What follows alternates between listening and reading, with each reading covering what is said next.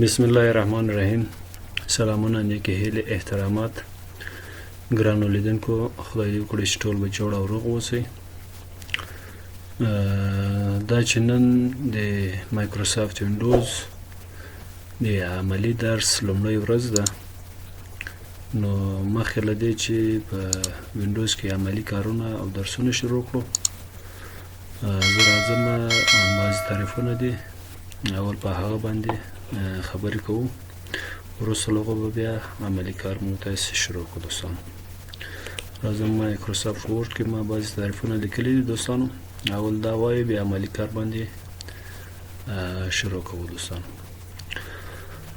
اول دا دوستانو what is computer and what for we use، یعنی کمپیوټر څه شی ده او د څه لپاره یې موږ استفاده کوو. دوستانو Computer is an electronic device or machine which accepts user data in the form of input, processes that data, and stores that data, and finally presents its result in the form of output. وای کمپیوټر داسې یو برقي وسیله یا آله یا ماشین ده چې هغه په شکل د انپوټ د یوزر ډیټا اخلي، یعنی له یوزر څخه په شکل د انپوټ ډیوایسو په واسطه باندې د یوزر ډیټا یا معلومات اخلي، همغه ډیټا پروسس کوي، تحلیل او تجزیه کوي. که چیرته یوزر وغواړي چې همغه ډیټا سټور یا ذخیره کړي، هغه ذخیره کوي، او په آخر کې موږ تاسو ته نتیجه د همدې خامو معلوماتو په شکل د آوټپوټ موږ تاسو ته په سکرین باندې ښیي، یعنی هغه معلومات چې په شکل د خامو معلوماتو، یعنی ډیټا کمپیوټر له یوزر څخه اخلي، هغه پروسس کوي، وروسته همغه معلومات په انفارمیشن یا معناداره معلوماتو باندې تبدیلوي او موږ تاسو ته نتیجه په سکرین باندې ښیي. دا څو دوستانو د کمپیوټر تعریف.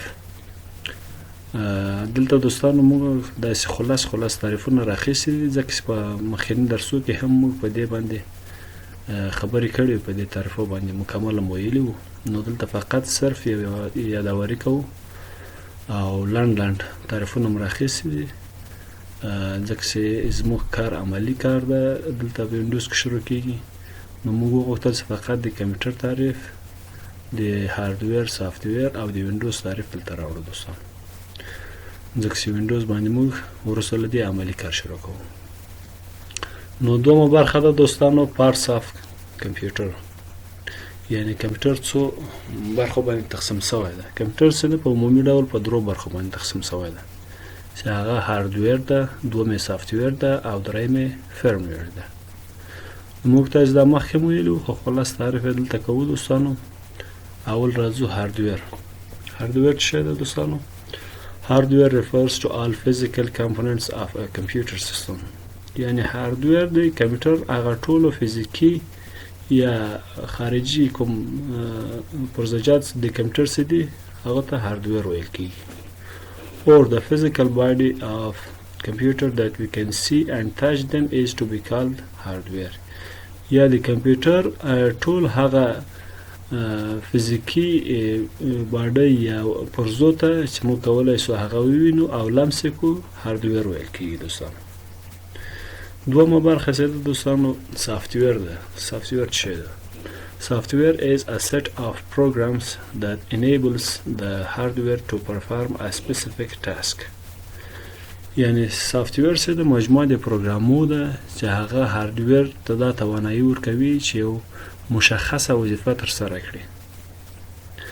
او بل تعریف یې ده چې all the programs that run the computer are software، یا ټول هغه پروګرامونه چې کمپیوټر ته دا توانایي ورکوي چې خپل کار په سمه توګه وکړي، هغه ته سافټویر ویل کېږي دوستانو. چې سافټویر بیا خپله په څو برخو ویشل شوی ده دوستانو، هغه موږ مخکې ویلي دي، چې هغه اپلیکیشن سافټویر ده، سیستم سافټویر ده، پروګرامینګ سافټویر ده یا اپلیکیشن ده، چې خپله مایکروسافت وینډوز له سیستم سافټویرو څخه ده یا اپلیکیشنو څخه ده. او د اخري برخه چې دلته دوستانو what is operating system یا OS، یا سیستم عامل هم ورته ویل کېږي دوستانو. دا څه شی ده؟ An operating system is a program designed to run on a computer. یعنی operating system یا OS یا سیستم عامل څه ده؟ داسې یو پروګرام ده، داسې ډیزاین شوی ده تر څو کمپیوټر په لار واچوي یا کمپیوټر ته دا توانایي ورکړي چې هغه کار وکړي. ځکه چې بغیر له وینډوزه موږ تاسو نشو کولی د کمپیوټر څخه استفاده وکړو یا له کمپیوټر سره ارتباط برقرار کړو. اپریټینګ سیستم یا وینډوز چې ده دا خپله یو سیستم سافټویر ده چې خپله سیستم سافټویر په واسطه باندې موږ تاسو کولی شو له کمپیوټر سره یا د کمپیوټر له هارډویر سره ارتباط برقرار کړو او کمپیوټر څخه استفاده وکړو.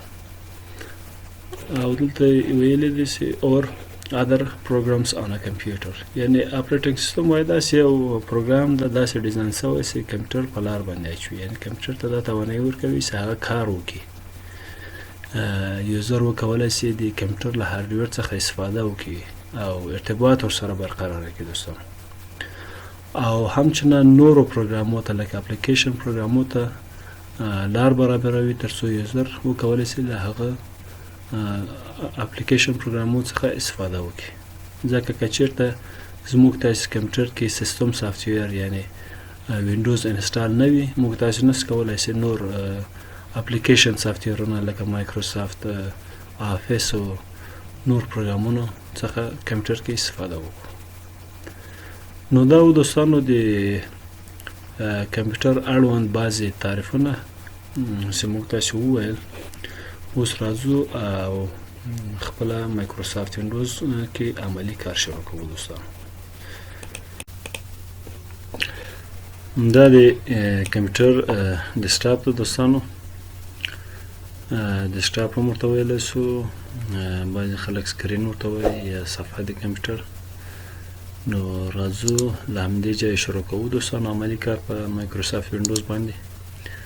ځکه چې کله موږ تاسې په لومړي ځل کمپیوټر روښانوو نو موږ تاسې اول له همدې صفحې سره مخ کېږو چې دې ته دغه قسمه ته ټول ډیسکټاپ وایي دوستانو. او دلته چې تاسې هر څه وینئ دوستانو دا د آیکن په نامه یادېږي. او آیکن خپله تصویر ته ویل کېږي دوستانو، چې د همدې آیکن په واسطه باندې موږ تاسې کولی شو یو پروګرام له بل پروګرام څخه یا یو اپلیکیشن له بل اپلیکیشن څخه فرق یې وکړو دوستانو. مثلا دا د اس پی سی یا مای کمپیوټر آیکن ده دوستانو.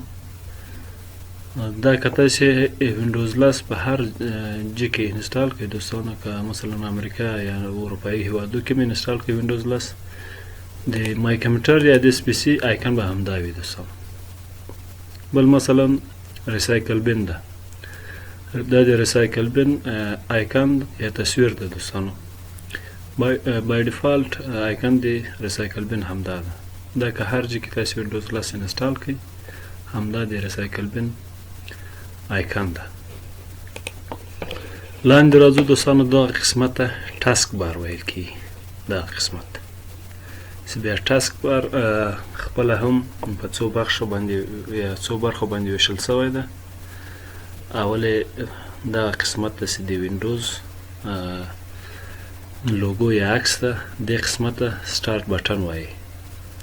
بیا کله چې موږ تاسې دلته کلیک کوو یا رایټ کلیک باندې پریس کوو دا صفحه چې خلاص شي دې ته بیا سټارټ مینو ویل کېږي دوستانو. دا قسمت خپله سټارټ بټن ده او دا هم سټارټ مینو ده. بعضې دوستان تفاوت یا فرق یې نشي کولی، دې قسمت ته سټارټ مینو ویل کېږي. خو نه، دا خپله سټارټ بټن ده. کله چې موږ تاسې کلیک باندې کوو دا مینو چې خلاصېږي دې ته سټارټ مینو ویل کېږي.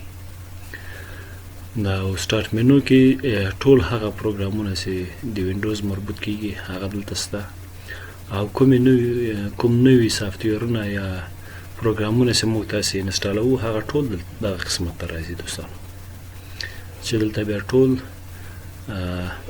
سورت شوي دي دوستانو. بل دا دوستانو دې قسمت ته سرچ انجن وایي. کله چې موږ تاسې وغواړو یو اپلیکیشن سرچ کو یا اخلاص کو همدې قسمت کې هم کولی شو او له دې ځایه هم کولی شو چې مثلا موږ داسې غواړو مایکروسافت ورډ خلاص کو له دې ځایه هم کولی شو خو دلته به موږ ته راځو اول به مایکروسافت افیس پیدا کوو بیا به مایکروسافت ورډ خلاصوو خو دلته چې کله سرچ انجین ته راسئ او دلته مثلا غواړئ مایکروسافت ورډ خلاص کړئ نو دلته به ورته لیکئ نوم به ورته لیکئ دوستانو انټر پرس کوئ همغه پروګرام تاسو ته خلاصیږي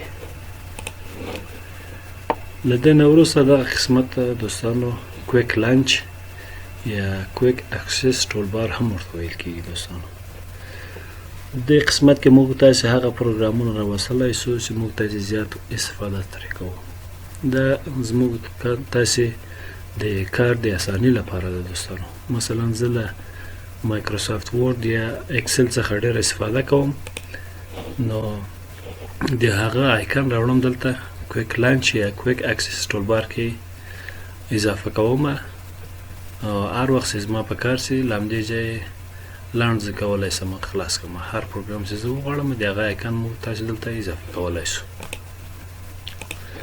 له دې نه وروسته دا قسمت چې ده دوستانو دا د نوټیفیکیشن ده دې قسمت ته نوټیفیکیشن وایي هر مهم یا ضروري کار چې وي یا مثلا کوم وایرس ونیول سي زموږ تاسو کمپیوټر کې پیدا سي یا بل کوم کار وي وینډوز کې څه مشکل وي دوستانو موږ تاسو ته دلته نوټیفیکیشن کې میسج راکوي نوټیفیکیشن خپله اخطاریه معنا یا موږ تاسو ته هر کار مثلا کمپیوټر ترسره سي کوم وایرس ونیول سي یا کوم اپلیکیشن یا د فلش له طریقه کوم وایرس زموږ تاسو کمپیوټر ته انتقال سي موږ تاسو ته دلته نوټیفیکیشن یا میسج راکوي مثلا دلته موږ تاسو ته اوس وایرس and threat protection وایرس پیدا کړی ده کمپیوټر نو موږ تاسو ته دلته نوټیفیکیشن راکړی ده چې دلته بیا نور مختلف اپشنونه دي دا بیا وروسته وایو دوستانو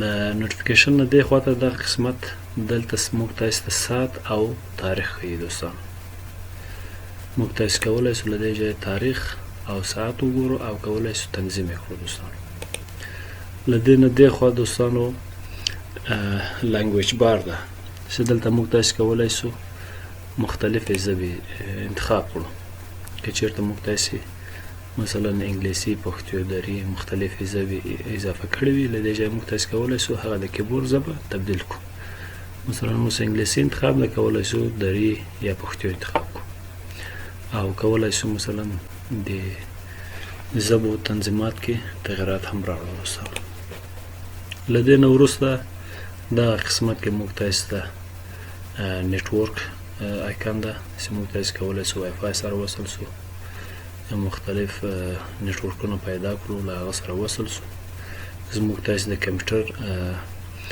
بیټرۍ ښیي دلته څومره چارج لري کمپیوټر له چارج سره وصل ده که نه او دې خواته نور هم دوستانو مایکو داسې نور آیکنونه دي چې هغه موږ تاسو ته ښیي دوستانو نو د نن ورځې درس همدومره بس ده دوستانو په دې خاطر چې د ویډیو لنټ هم غټ نشي او زموږ تاسې اولنۍ ویډیو ده نو نن همدې ځای کې بس کوو په بل درس کې بیا دوستانو مکمل د رایټ کلیک په پراپرټیز باندې د قسمت باندې هم خبرې کوو او سټارټ منو باندې هم خبرې کوو دوستانو نو تر بله درسه او بله ویډیو په الله پاک سپارم ښه وخت ولرئ الله مو مل شه